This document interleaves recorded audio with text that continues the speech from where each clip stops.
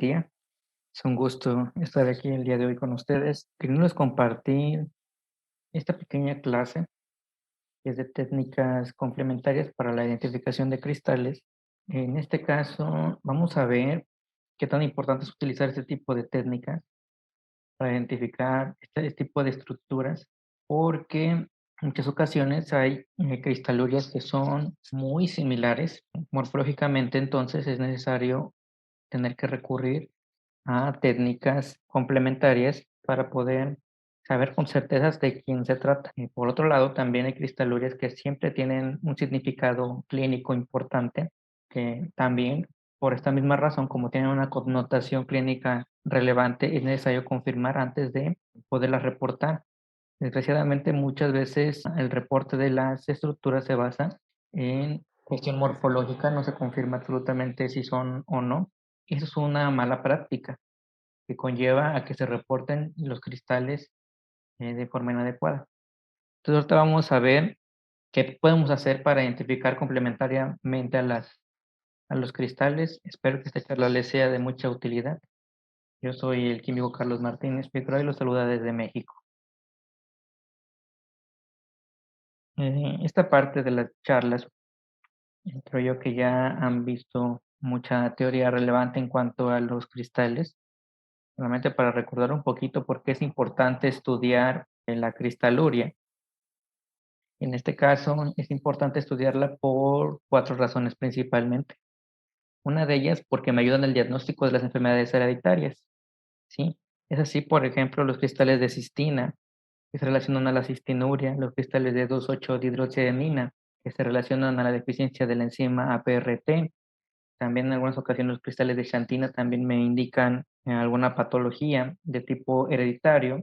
Incluso los cristales, por ejemplo, de oxalato de calcio, que también se pueden relacionar a peroxalurias que son de tipo congénito.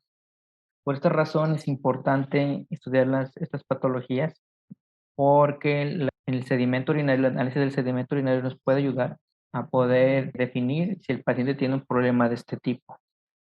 Por otro lado, también está la identificación de cristales debido a fármacos. Esto principalmente porque los fármacos, cuando se dan en dosis muy elevadas, y aparte si el paciente si no está bien hidratado, estos van a precipitar de forma intratubular. Y esto provoca que los pacientes tiendan a sufrir insuficiencia renal aguda por la precipitación intratubular de estos cristales. Porque realmente, habitualmente los cristales de medicamento tienden a tener una morfología, en este caso de agujas, por decirlo de alguna forma, sencilla, que al precipitar de forma intratubular, pues claramente estas agujas van a lastimar a las células, se van a encajar, incluso pueden llegar a hacer aparte de la insuficiencia renal aguda, pueden llegar a una litiasis de tipo medicamentoso.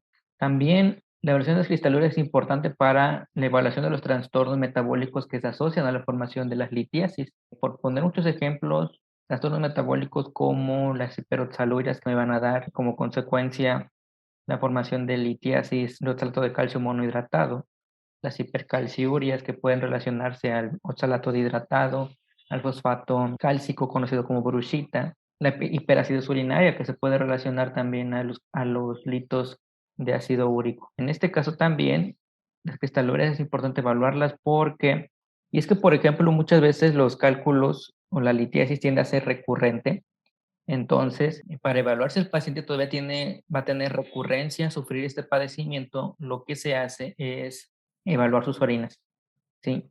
Esos pacientes claramente tienen un régimen de tratamiento ya sea, por ejemplo, alcalinización de la orina o acidificación de la orina, una hidratación, en este caso, adecuada para evitar la formación de delitos. Y es así que entonces estos pacientes se monitorean y la forma de monitorearse es mediante la evaluación de la cristaluria. Claramente, si la cristaluria empieza a aparecer, es un indicio de que el paciente puede recurrir o tener una recurrencia a una litiasis.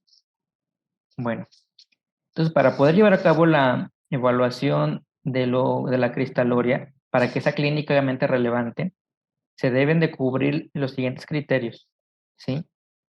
Para empezar, el tipo de muestra, el tiempo de análisis y el almacenamiento de la muestra, ¿sí? Lo van a ver a gran detalle en otra charla.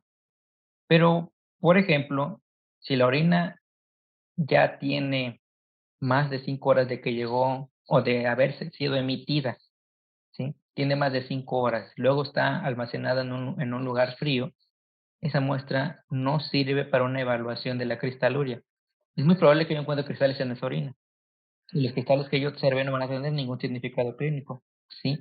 Porque se precipitaron fuera del paciente, ¿sí? No vienen precipitados de la orina desde dentro, vaya, no precipitaron dentro del paciente en vejiga o a nivel de pelvis renal, por ejemplo, de uréteres, no precipitaron a ese nivel, ¿sí? Sino que precipitaron en la muestra por las condiciones físicas, en este caso del tiempo, de la, del almacenamiento inadecuado. Entonces, por esta razón, es imprescindible tener una muestra adecuada para que podamos tener una buena interpretación de los resultados, ¿sí?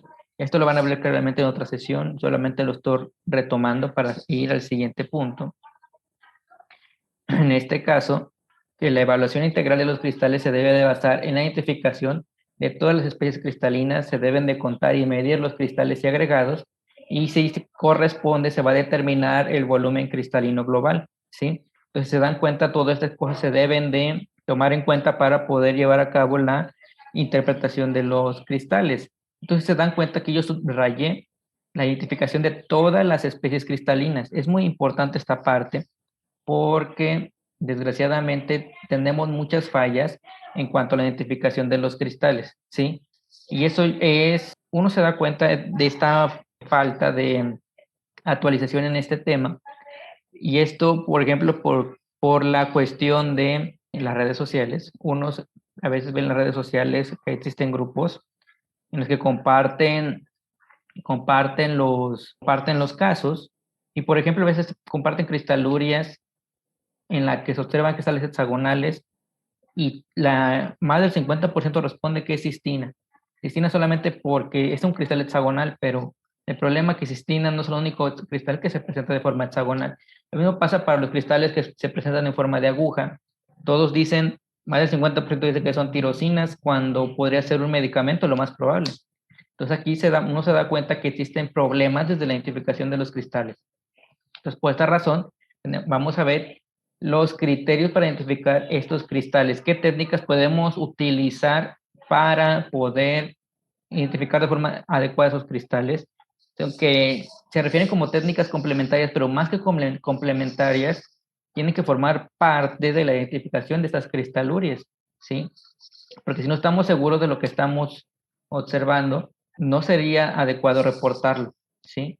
Regresando al tema de las cistinas, por ejemplo, yo tengo experiencia con conocidos de que tienen muchos años de experiencia y mencionan que, por ejemplo, o ellos tienen la gran fortuna, o no sé si realmente sea eso, de que por lo menos una vez a la semana les llega un caso de cistina, por lo menos una vez a la semana. Imagínense que aquí en mi población, pues tenemos un gran problema con la cistinuria, porque que a esa persona le lleguen tantos en una semana, pues es indica problemas, pero pues una de dos, o se está equivocando, o realmente lo está identificando bien, pero lo más probable es que sea una mala identificación de las estructuras. Entonces pasa esto, ¿sí? Este meme, y si se da cuenta uno, pues realmente la mera realidad. Lo que hacemos la mayoría es irnos directamente a la identificación morfológica. Nunca hacemos prueba de solubilidad, no analizamos la birrefringencia, ni siquiera medimos el pH, en este caso, de la muestra con métodos adecuados, ¿sí? Porque ahorita brevemente les voy a mencionar que claramente la tira reactiva no es un método confiable o definitivo y que puede tener muchísimo error. Entonces, para esto, para saber cómo identificar estos cristales, pues claramente vamos a referirnos a estos dos personajes que son grandes personajes en el uroanálisis. Uno de ellos es el doctor Michel Daudon, que no es tanto del uroanálisis, sino es de las litiasis del organismo, ¿sí? De todos los sitios, y tiene una amplia experiencia, tiene más de 40 años trabajando la litiasis urinaria. Ha sido una de las personas que ha aportado muchísima información a este padecimiento. Entonces, dentro de esto del análisis de las litiasis, se percató que el análisis de las cristalurias es una parte fundamental.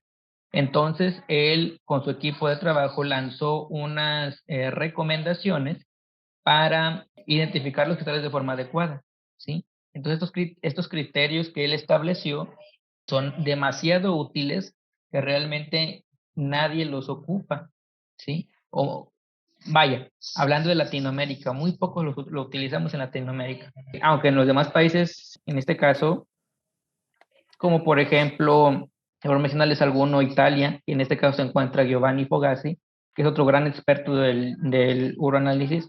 Él también hace uso de estas mismas técnicas para poder llevar a cabo la identificación adecuada de estas estructuras.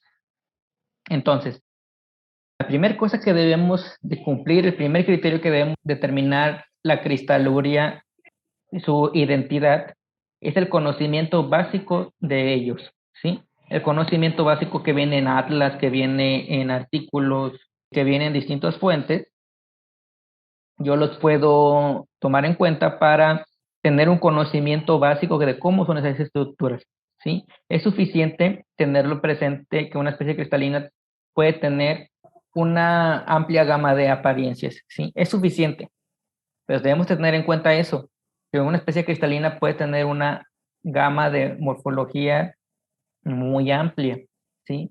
En este caso, la facie o la forma del cristal que tiene puede variar muchísimo de persona a persona incluso, por cuestiones del ambiente que existe en la orina, ¿sí? El ambiente que existe en la orina, al final de cuentas, es el que va a definir qué estructura o qué forma va a tener ese cristal, o el que es el que va a interferir para la estructura que va a presentar ese cristal. Entonces, puede que en algunos pacientes se presenten estructuras completamente distintas a las que estamos acostumbrados a ver, ¿sí? Por esta razón, es suficiente hasta cierto punto, pero no en su totalidad en la mayoría de los casos. Entonces, ¿cuál es la solución a este problema? Claramente, actualización continua. La actualización continua es muy importante, no tanto tomando cursos, sino también de nosotros mismos podemos ir leyendo artículos, lo último que se publica en cuanto a esto, y de verdad se van a dar cuenta que cada determinado tiempo siguen saliendo nuevas formas de los cristales que nosotros no teníamos en cuenta y que vale la pena irse actualizando porque la estábamos confundiendo probablemente con con otro tipo de estructuras. Y por esta razón les pongo aquí leer y tener a la mano un atlas. Es muy importante, ¿sí? Tener un atlas de apoyo, estar leyendo actualmente del último que sale para poder cubrir esta parte. Y aquí les pongo un pequeño ejemplo, ¿sí? En esta parte, si se dan cuenta, hay tres cristales que tienen, en este caso, morfología similar, que son esferas de tonalidades de café muy claro, naranja, hasta café muy oscuro, ¿sí? Y un intermedio un poquito más rojizo, pero al final de cuentas los tres son esferas, ¿sí? Ahora, tomando en cuenta esto, me gustaría que reflexionaran un poquito de qué cristales creen ustedes que sean. Me gustaría que lo reflexionaran un poco. Entonces, una vez que ya lo hayan hecho, vamos a ver si acertaron. ¿Acertaron? El primero se trata de un oxalato de calcio monohidratado que está teñido por bilirrubina. Y aparte de eso, está circular. El en medio era un urato de amonio, pero no presentaba espículas, ¿sí? No había espículas.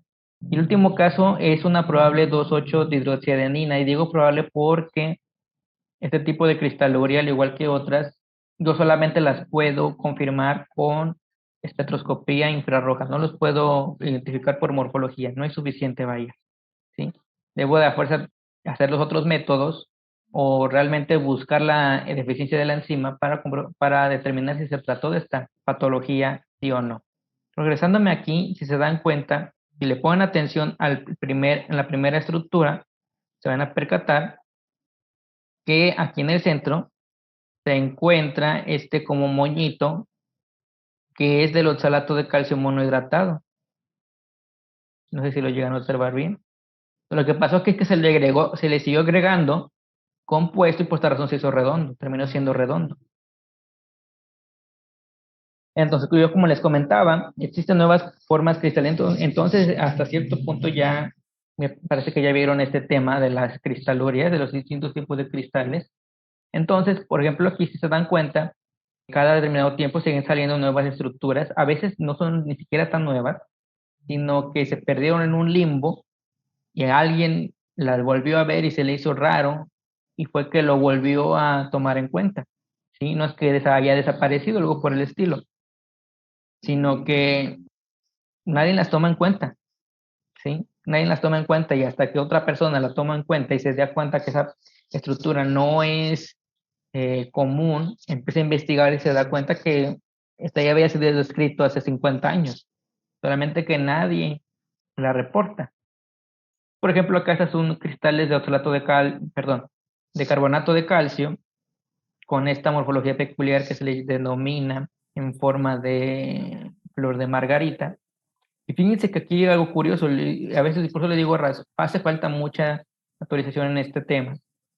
Porque las personas cuando veo que suben esta fotografías de cristales de este tipo y dicen algunos que son de leucina, ¿sí? De leucina solamente porque tiene las rayitas, porque está irradiado, dicen que es leucina.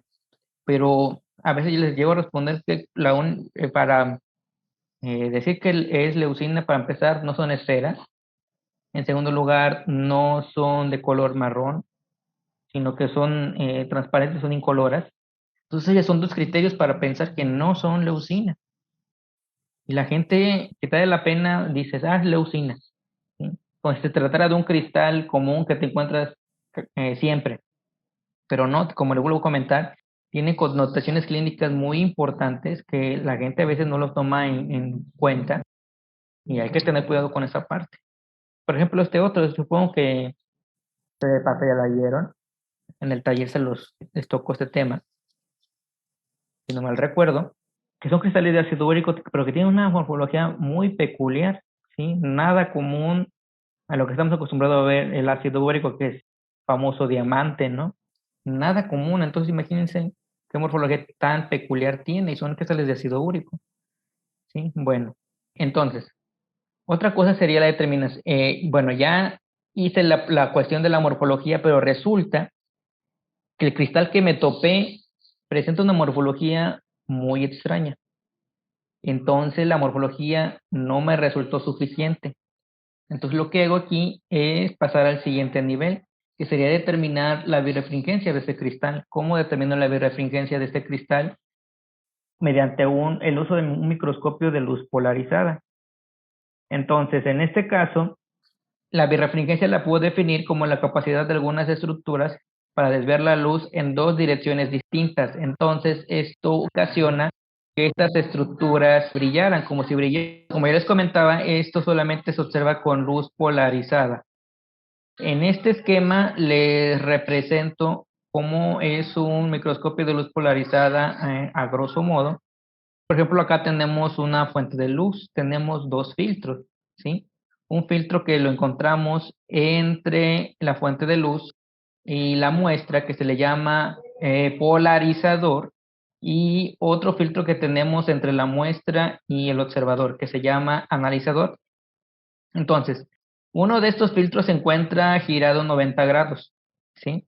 Bueno, ahorita pasamos a ese punto. Lo que pasa aquí entonces es que el filtro polarizador va a polarizar esa luz, la va a dirigir hacia una sola dirección, ¿sí? Aquí solamente el haz de luz, en lugar de ir a muchas direcciones, al pasar por este filtro, todo el mundo se orienta, todas las haces de luz se orientan hacia un solo lugar, ¿sí?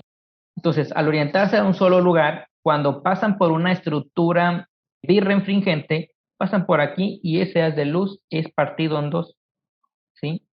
Es partido en dos. Uno sería el haz de luz ordinaria, ¿sí? Y el otro sería el haz de luz que reflejó el cristal, ¿sí? Porque como pasó por la estructura birrefringente, pues desvió el haz de luz en dos direcciones distintas, ¿sí? Recordemos, este haz de luz polarizado solamente va en una sola dirección, pero al pasar por este cristal que es birrefringente, lo desvió hacia dos direcciones, un haz de luz ordinario y un haz de luz reflejado, ¿sí? Entonces, la cuestión aquí que el filtro analizador se encuentra girado 90 grados. Este giro de 90 grados hace que este haz de luz ordinario no pase, solamente va a pasar el haz de luz reflejado, ¿sí? Entonces, al ser un cristal birrefringente, ese haz de luz reflejado va a atravesar este filtro. Entonces el analizador va a ver el cristal que brilla en un fondo negro. ¿Por qué el fondo negro? Porque el haz de luz ordinaria no pasó, ¿sí? Caso contrario, una estructura que no es birrefringente, lo que vamos a observar es que el haz de luz polarizado pasa igual, así sale, ¿sí? No es reflejado, así como entra, así sale. Y recuerden que este filtro no deja pasar a este haz de luz ordinario, este haz de luz polarizado. Entonces voy a observar todo negro. Es una estructura que no es birrefringente. Ahora, un microscopio de luz polarizada yo lo puedo armar con mi microscopio de campo claro que tengo en mi laboratorio. Y esto simplemente es utilizando unos filtros polarizadores que en este caso se obtienen de unas pantallas LCD o de vidrio líquido que traen, por ejemplo, las calculadoras, lo traen los celulares, los traen las pantallas de las computadoras, las tablets. Entonces, estas les puedo quitar tienen aquí en la pantalla ese filtro, tengo que quitar el vidrio que está recubriendo ese filtro. Son de este color, un color grisáceo, que para confirmar si se trata de un filtro polarizador, uno de ellos lo debo de girar 90 grados, si se dan cuenta aquí, este de aquí lo moví 90 grados y se dan cuenta que aquí se pone negro. Entonces, eso quiere decir que se trata de un filtro polarizador. Entonces, uno de estos filtros lo pongo en el cabezal de mi microscopio y el otro lo pongo en la fuente de luz. El que está en la fuente de luz es el que voy a girar 90 grados. Al girarlo 90 grados me voy a percatar que ese campo microscópico se pone de color negro y entonces eso indica que ese microscopio ya se polarizó. Te les voy a dejar este video que pueden escanear con este código QR, con su celular lo pueden escanear para ver el video completo. Ahora solamente les voy a tocar algunas partes rápidas. Este video lo hizo un gran amigo que es Alejandro Valencia. Menciona paso a paso cómo polarizar el microscopio. Por ejemplo, acá maneja todas las herramientas que utiliza, por ejemplo, Gilol para quitar el pegamento de ese filtro que tiene el celular, el cual le va a sacar esa pantalla, ¿sí? Entonces, aquí va a proceder a abrir el celular,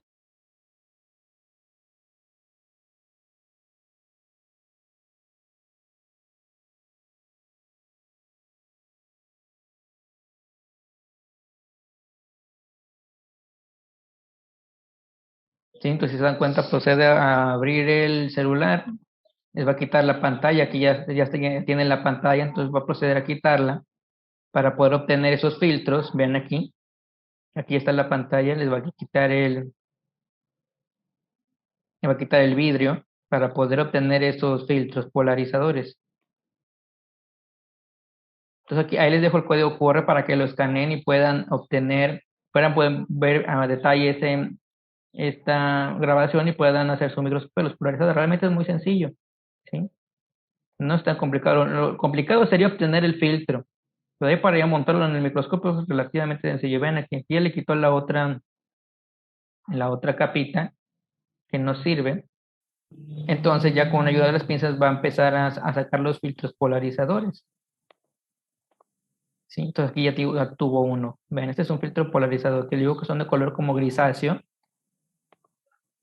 Y después proceder a limpiarlos con alcohol para poder quitarles el excedente de pegamento que tienen para que los mantenga unidos, ¿sí?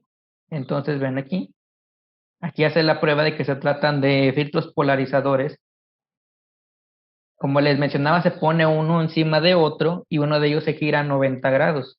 Entonces al girarse a 90 grados se va a tornar de color oscuro. Entonces esto indica que se trata de un filtro polarizador. Entonces ven aquí.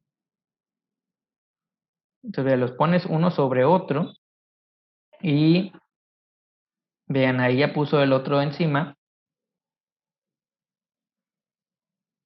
y vean cómo al girar 90 grados se pone oscuro. Entonces esto indica que son vidrios perdón, filtros polarizadores. Entonces lo siguiente que sucede es que uno lo va a colocar en el cabezal, que este va a ser un filtro fijo, no se va a poder movilizar. El que vamos a movilizar va a ser el que vamos a tener en la fuente de luz, que se lo puede girar 90 grados para que pueda polarizar el microscopio, que tiene que estar un filtro, acuérdense de eso, debe de estar a 90 grados para que no permita la entrada de la luz. Vean ahí. Entonces otro ya lo puso en la fuente de luz, ¿sí? Entonces vean acá. Aquí ya hizo la prueba y es una fibra que está polarizando, ¿sí? Entonces pueden escanear el código QR para poder ver ese video detalle y poder polarizar sus microscopios, que además se obtienen imágenes muy impresionantes como la que les muestro a continuación, que es un cristal de fosfato amónico magnésico con luz polarizada. Tienen imágenes muy padres. Entonces aquí está esta tablita en donde se representa la birrefringencia de todos los cristales, la mayoría de los cristales que vemos en la orina o los comunes, y de qué tipo es, si es monocromática o policromática. Cuando me refiero a monocromática, es cuando se observan de color blanco. Cuando son policromáticos, cuando presentan muchos colores, ¿sí? Y la mayoría son monocromáticos, por ejemplo, policromáticos es el urato amorfo, el ácido úrico. El oxalato de calcio monohidratado puede ser ambas, ¿sí? El dihidratado es variable. Por lo regular, los cristales pequeños no son birrefringentes, solamente los muy grandes o cuando están gruesos. Por ejemplo, cuando son dodecaédricos, pero es monocromático, ¿sí? El fosfato amorfo de plano no es birrefringente. El fosfato ácido de calcio dihidratado, que es la brushita, es débil, pero es monocromático. El fosfato amónico magnésico es algo curioso porque es variable. Pueden ser negativos. En la misma muestra puedo tener negativos o positivos intensos y pueden ser mono o policromáticos. Por ejemplo, hay algunas peculiaridades. Por ejemplo, la 2,8-dihidroxianina presta una cruz de malta con borde negro y los de leucina también una cruz de malta, pero el borde es claro. Los medicamentosos siempre son de policromáticos intensos, mono o policromáticos. Ven aquí. Estos son los tratos de calcio monohidratado que son policromáticos, son positivos a la birrefringencia. En este otro, por ejemplo, ese está negativo, ese está positivo, pero muy débil. Y ven acá los monohidratados positivos. Lo que les mencionaba, el fosfato amónico magnésico puede presentar desde negativos, como el que está acá, a positivos muy intensos y policromáticos. ¿Sí? Y si ahí hay partes intermedias, ven acá que hay algunos que están más o menos visibles. Los 2,8-dihidroxiadenina, ¿sí? Con esa cruz de malta con borde negro. La siguiente parte es determinar el pH, ¿sí? Tengo que verificar el pH porque resulta que los cristales, por lo regular, van a precipitar en condiciones de pH específicas. Si no están en esas condiciones, puede que no precipiten, ¿sí? Por esos rangos de pH en los que se encuentran. A veces eso de que cristales de pH ácido y pH básico no es muy adecuado porque realmente subestima los rangos en los que se puede presentar, porque los cristales no se van a presentar en un pH en específico, sino a veces en rangos. Y esos rangos a veces pueden cruzar lo básico o lo ácido y ya no son, vaya, cristales como dice a veces la bibliografía, que son de pH alcalino o pH ácido. Ahora, hay tres métodos para determinar el pH, el papel tornasol, que ya no se ocupa, o que ocupamos las tiras multiparamétricas, ¿sí? Pero lo ideal es utilizar un potenciómetro o también conocido pHímetro, que hay de mano, que son muy útiles. O sea, chequen acá que esa tablita tiene los rangos de pH que les mencionaba. Entonces, por ejemplo, les comentaba que hay algunos cristales que bordean lo ácido y no son cristales totalmente alcalinos como ves de la bibliografía no los manifiesta. Entonces, por ejemplo, aquí pueden ver varios ejemplos de cristales en su pH. Aquí hay dos términos interesantes que probablemente ya los analizaron, que serían pHs, cristales que son pH dependientes y cristales pH independientes.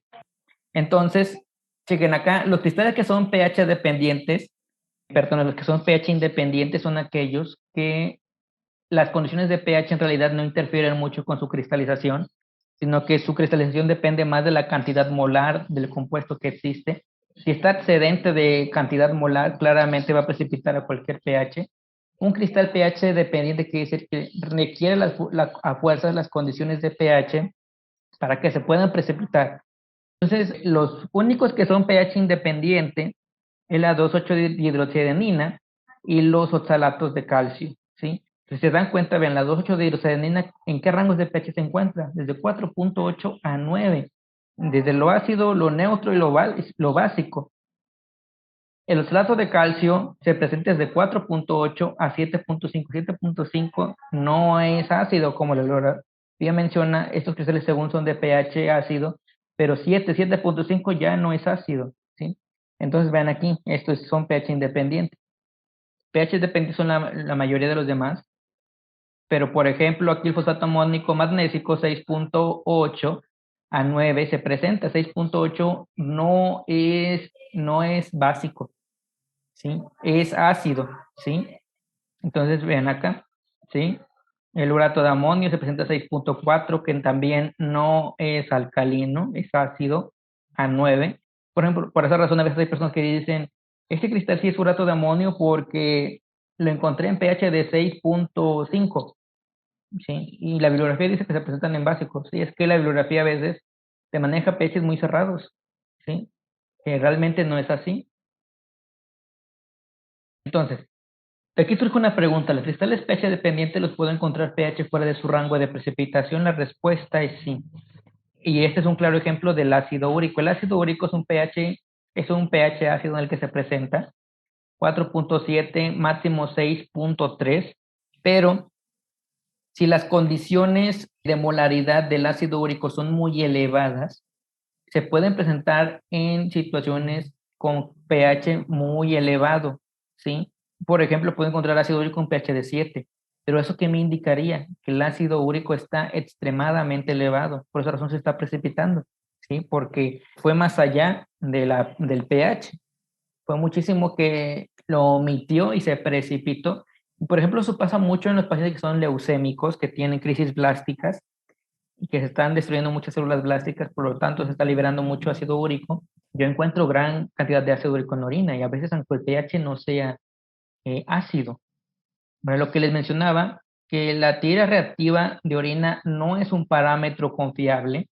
Sí, hay que tener cuidado porque, por ejemplo, este es un estudio, uno de tantos estudios que existen, en lo que se menciona esta parte, que las tiras no son adecuadas. Ven esta tablita que está aquí, representa la determinación de pH según el potenciómetro, ¿sí? Y la tira reactiva, que en este caso es de cierta marca, que está acá.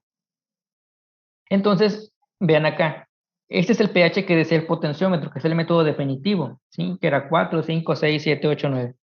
Pero estos puntitos se van colocando de forma distinta dependiendo del pH que me mencionaba la tira. Y hay una cuestión muy, muy preocupante, ¿sí?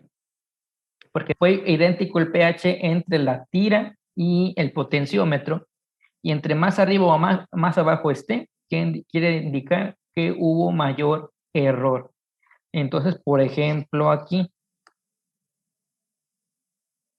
por ejemplo, acá, el potenciómetro decía que era un pH de 9, pero vean que esta bolita dice que el pH que me decía la tira reactiva era menos 6 unidades, menos 0,6 abajo, ¿sí? O sea, eran menos 0,6 menos que me decía la tira. O se encontraban más arriba, vaya, no era algo que se correlacionaba. Por ejemplo, este de 7, el potenciómetro decía que era 7, pero vean, la tira reactiva decía que era 8, es una unidad más, ¿sí? Eso quiere decir que no es tan precisa, no tanto como un pHímetro de mano, es distinto a un potenciómetro de laboratorio. Claramente un pHímetro de mano se ubica más en el 0 porque tiene mayor correlación con lo que me dice el potenciómetro. ¿Sí? Algunas se salen de la medición, pero realmente todas son muy similares. Entonces, ya verifiqué mis pruebas de birrefringencia, ya verifiqué el pH, pero todavía sigo teniendo dudas. Entonces, lo siguiente que puedo hacer es evaluar la parte de la solubilidad de los cristales. Los cristales son solubles a ciertas sustancias químicas y esto se debe de aplicar principalmente cuando hay morfología típica o cuando son cristales patológicos. Vamos a ver cuáles son los cristales patológicos. Yo debo de aplicar a fuerza estas pruebas para poder emitir un resultado, ¿sí? La técnica la puedo hacer en porta o en tubo. Aquí la cuestión es que solamente debo de mezclar la solución que estoy probando contra la orina, mezclar y verla al microscopio para ver si desaparecen o no las estructuras. Entonces en esta tablita les muestro las sustancias que se utilizan frecuentemente para evaluar la solubilidad, que vean que puede ser el calor, que puede ser el calor de un encendedor o de un mechero, pasar al mechero a la orina, algunos alcalís como el hidróxido de sodio, el hidróxido de potasio, ácidos clorhídricos y el acético, cloroformo, éter, alcohol, son que por lo común son sustancias que tenemos en el laboratorio y que las podemos utilizar para hacer las pruebas de solubilidad. Entonces, por otro lado, la prueba de nitroprusiato de sodio, metí en esta parte, no es una prueba de solubilidad, sino es una prueba química, pero la metí en esta parte porque iba de acorde al tema. Es la prueba bioquímica en la cual se va a hacer la detección de la cisteína. Entonces, la cistina está conformado por dos aminoácidos de cisteína, ¿sí? Entonces, esta prueba se utiliza para ello, para identificar a la cistina en realidad. Entonces, en esta prueba se ocupa el cianuro de potasio, por esta razón casi no se utiliza porque es muy peligroso. Esta prueba, cuando es positiva, da un color rojo púrpura. Es una prueba cualitativa, solamente me indica si hay presencia o no de, pero solamente es útil para pacientes homocigotos. Si yo tengo un paciente cistinúrico que es heterocigoto, va a dar negativa. Entonces, vean, acá este es el principio de la reacción de la prueba. Esta es una cistina que está conformada por dos cisteínas que están unidas por este puente de disulfuro. Se le agrega el cianuro de potasio. Este cianuro de potasio hace que estas dos cisteínas se liberen, ¿sí? Al liberarse estas dos cisteínas y al agregarse el nitroprusiato de sodio, este nitroprusiato de sodio reacciona con los grupos sulfidrilo que tienen las cisteínas formando un complejo coloreado. Este color, ya les mencionaba, rojo púrpura. Y además esta prueba presenta muchas interferencias, por esta razón, como presenta muchas interferencias y aparte se ocupa el cianuro, casi no se emplea, ¿sí? Es muy poco empleada. ¿Qué interferencias presenta? Si hay cetonas, si hay contaminación bacteriana, si la orina se preservó con algún ácido, o si hay alguna de las sustancias que están aquí mencionadas, como el N-acetilcisteína, el 2-mercaptoetanol, sulfonato, el captopril o metabolitos de la penicilina o el acetoacetato, y esta prueba va a dar falsos positivos, ¿sí? Se debe de prevenir que no existan ese tipo de compuestos en la orina para que no dé un falso positivo. Ahora, las pruebas de solubilidad, regresando al tema, es obligatorio que las realicemos en cristales que son patológicos, como cuáles, principalmente la cistina, aunque a veces la cistina su morfología es muy evidente, pero a veces se llega a confundir con el cristal de ácido úrico hexagonal, entonces debemos de evidenciar si que no se trata de uno u otro, para confirmar leucina, tirosina, colesterol y 2,8-dihidroxiadenina. El problema de la 2,8-dihidroxiadenina es que no hay prueba de solubilidad para ella.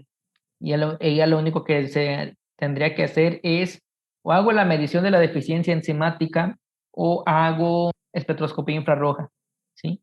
El fosfato amónico magnésico y el usurato de amonio realmente no es necesario muchas veces hacer las pruebas confirmatorias. Y para mencionarles un poquito de la espectroscopía infrarroja, que es el método definitivo para la identificación de cristales y litos, ¿sí? Se ocupa para estas dos partes, pero cabe destacar que esta metodología no se emplea en la cuestión clínica, sino en la investigación. Entonces no hay ningún laboratorio clínico a nivel nacional, creo yo, y creo yo a nivel de Latinoamérica, un laboratorio que se dedique a cuestión clínica que tenga una espectroscopía infrarroja para determinar qué cristaluria o qué tipo de lito es. Lo ideal sería que se hiciera de esta forma, pero son equipos muy caros, ¿sí? Muy, muy caros. En este caso, la espectroscopía infrarroja se basa en la interacción de los enlaces, de los distintos tipos de enlaces que existen con la radiación infrarroja. Entonces, esto conlleva a que estas interacciones de los enlaces con la radiación infrarroja haya absorción de esta radiación, y estos patrones de absorción van a dar una huella dactilar que es específica para cada uno de los tipos de sustancias cristalinas que encontramos. Aquí les pongo un ejemplo. Los dos son fosfatos, una es el fosfato amónico magnésico y otro es la bruchita. Este es su patrón de su huella dactilar, vaya, para identificar a estas dos estructuras, que por ejemplo se menciona que tienen una absorción intensa en la cercano al 1000, ¿sí? Por ejemplo acá, si se dan cuenta también, está esta hendidura. Esto es común de los fosfatos. Y bueno, esta sería todo de mi presentación. Espero haya sido muy clara y sencilla de entender y de poder aplicar. Las conclusiones que obtenemos de esta charla, espero que lo hayamos obtenido, sería que la morfología no es suficiente para identificar cristales. No lo es, ¿sí? Y fíjense que esto es curioso porque, retomando el caso de la 2,8-dioxianina, el caso que tuve, era un paciente con insuficiencia renal que no lo identificaba en la causa, y claramente tenía una insuficiencia renal por esta patología. La cristaluria, al verla en luz polarizada, yo no supe qué era. Entonces tuve que contactarme con algunos de los personajes que se dedican a este tema, y lo mismo, me dijo que sí, era muy probable que se tratara de esa cristaluria, pero debía identificarla por espectroscopía infrarroja. Claramente por ese método no era posible poder identificarla, pero imagínense que esta personajes de esa talla no pueden hacerlo por morfología. Incluso también el muy conocido doctor Dalet escriba, menciona que en realidad nunca vamos a tener la certeza de que estamos reportando leucinas o tirosinas, porque eso solamente por morfología no es suficiente, sino que las debo de confirmar. Entonces, a lo mejor hay, hasta lo conveniente sería reportarlos como probables leucinas, probables tirosinas, pero pues claramente, por ejemplo, el doctor casi no emplea la cuestión de la solubilidad. Ahora, los cristales siempre patológicos se deben de confirmar, es lo ideal, ¿sí? Porque la verdad a veces sí deja un poquito que pensar, que a veces las personas reportan a diestra y siniestra cistinas, leucinas, tirosinas. Es preocupante porque está en juego la vida de los pacientes, ¿sí? Y bueno, por último, una buena identificación de la cristaluria puede aportar mucha información, puede aportar demasiada información. El estado metabólico del paciente, alguna enfermedad genética, si va a recurrir a una litiasis. Entonces, por esa razón es muy importante que nosotros podamos identificar a estas cristalurias. Bueno, espero que la charla haya sido de su agrado. Cualquier duda me la pueden hacer llegar por mis redes sociales, se las pongo a continuación. Pueden mandar un mensajito, que en este caso fue que si son fuera de México, solamente le colocarían un más 52 al número que les pongo aquí a continuación. Sería más 52 733 104 43 32. Pueden mandar un WhatsApp o a mi Facebook o un correo. Espero que la charla haya sido de su agrado y nos vemos en la próxima. Hasta luego.